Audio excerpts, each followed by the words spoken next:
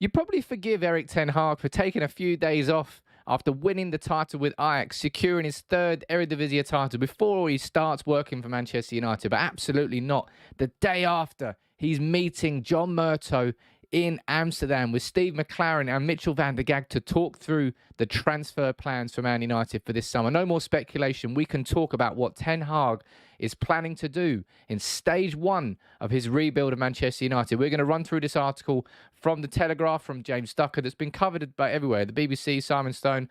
It's his plan. We can start finally talking about it. And I want to say quickly, a big shout out to Manscaped for supporting United People's TV with this video. It's been a long time coming, but Manscaped are here on United People's TV. They've been everywhere else, but they haven't been here with the best community here on YouTube. So make sure you follow the link in the description. Watch the advert later. If we can get Manscaped to stick around, it will help the United People's TV community grow and be bigger and better. So let's get it done. Before we do start this video, if you do enjoy it by the end, make sure you subscribe. Go down there, hit that subscribe button, hit the notification bell as well. But let's talk about it, baby. Hey, look, as I said, you would have forgiven Eric Ten Hag for having some time off. This was him a few days ago. Just there, celebrating with the fans. Let's turn this bad boy up. Let's get this celebration nice and loud. Eric Ten Hag there in the Amsterdam Arena, or just outside the Amsterdam Arena, celebrating with the Ajax fans after title 36 was secured for Ajax. But look, less than 24 hours later, he's there having a transfer summit with John Murtough to discuss his plans. And you can see there, highlighted in green, we know what Eric Ten Hag is going after this summer now. We know that he wants two midfielders, a versatile forward, and a centre-half as part of a summer overhaul of Manchester United squad. And in my opinion, that's exactly what we need. If it was my dream summer, those are the positions that I would go for. A central midfielder, someone who's a ball player. A defensive midfielder, someone who's a ball winner. A centre-back and a versatile forward.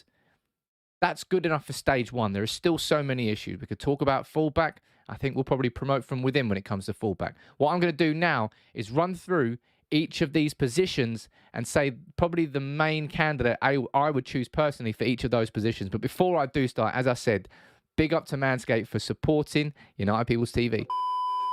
85% of women want men to trim downstairs. It should be 100% of men that want to trim. This video is brought to you in partnership with Manscaped, to help and support United People's TV. And I tell you what, they're supporting me in my life with this bad boy, Lawnmower 4.0. Skin-safe technology, waterproof, wireless charging, and I swear to God, it's even got a light on it. Isn't that nice? But if you ever tried to Manscape down there before that bad boy exists, it was dangerous territory. Armageddon, in fact. Impossible to avoid the nicks. That's where the technology comes in with this. It's also got the Weed Whacker inside the performance package. It's got the Lawnmower 4.0 for downstairs, the Weed Whacker for upstairs. You got some boxes. You've even got some ball deodorant, which I didn't actually know existed, but who knew? Ball deodorant's right there. And then follow the link in the description. You get 20% off using the code PEOPLES. As I say, people, this is a very easy placement for me to do because I've used it, and legitimately, it's great. If you've ever used any products before, this is going to be better. So follow the link in the description. As I said, big up to Manscaped for supporting United People's TV. But trust me, your balls will thank you. So big up to Manscaped. As I said there, follow the link in the description. 20% off, use the code PEOPLES. But let's talk about these plans for the summer. This is what we've been waiting for. It feels like we've been waiting a long time for Eric Ten Hag. But look, he's only just clinched the title. We may have had the agreement a few weeks ago, but let's talk about it. I'm going to run through the four positions, right? And the four players that I think, in a dream world, we would sign. And if we're looking at that ball-winning midfielder, I don't personally think that you can look elsewhere apart from Tchouaméni. Now, we could speak about, and we will speak about here in United People's TV, we could speak about Boubacar Kamara. We could speak about, what's the name of the one from Napoli as well? He's getting a lot of press these days. But Tchouaméni is, for me, the ultimate number one target. If we were to take a look at his stats, I mean, they kind of speak for themselves. Literally, the top 1 percentile for interceptions, the top 14% for tackles, top 12% for aerials won. Also, pretty accomplished in terms of passes, pass completion, progressive passes. Now, he needs to improve in the pass completion. I would say, when it comes to this defensive midfielder, what he needs to do is ball win. And ball winning and ball retention are going to be the two characteristics. And that's exactly why I think Tchouaméni fits that. I think he can improve in his overall pass completion.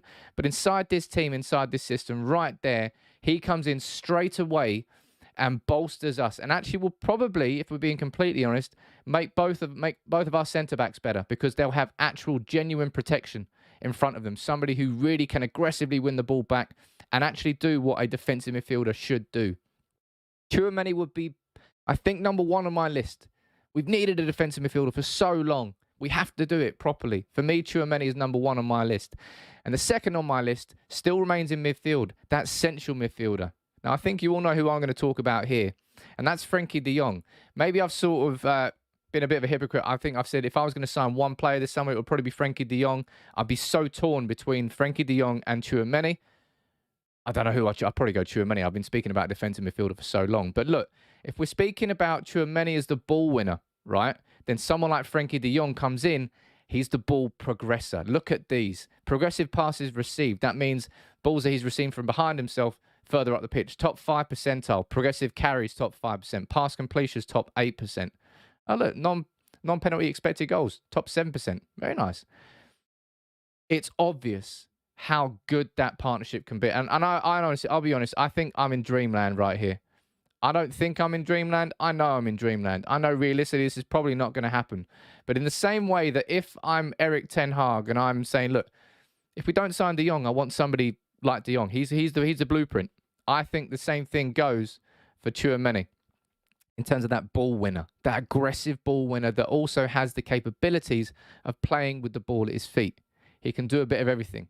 And that's why I think those two together, Tchouaméni and de Jong, that's the blueprint of the midfield that we have to get going forward. Maybe it will be de Jong and Kamara.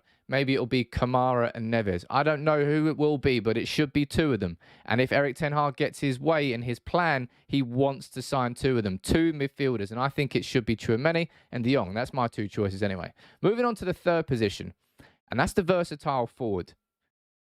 And I think Christopher Nkunku is probably going to be the top of that list. Nkunku is a player that you've watched him at Leipzig. Saw him in the semi-final of the Europa League against Rangers. I've watched him against Atalanta. I've watched a few Leipzig games this season. He's a versatile forward. All you've got to do is take a look at this. These are his playing stats for his whole career. I mean, it's kind of taking the piss, really. Looks like 5 games at right wing, 6 as centre forward, left on the 12 on the left wing, 26 as a supporting striker, 50 as an attacking midfielder, 69 as a central midfielder, 19 as a right mid, 23. I mean, he's literally only not played centre back and left back. He's played everywhere else.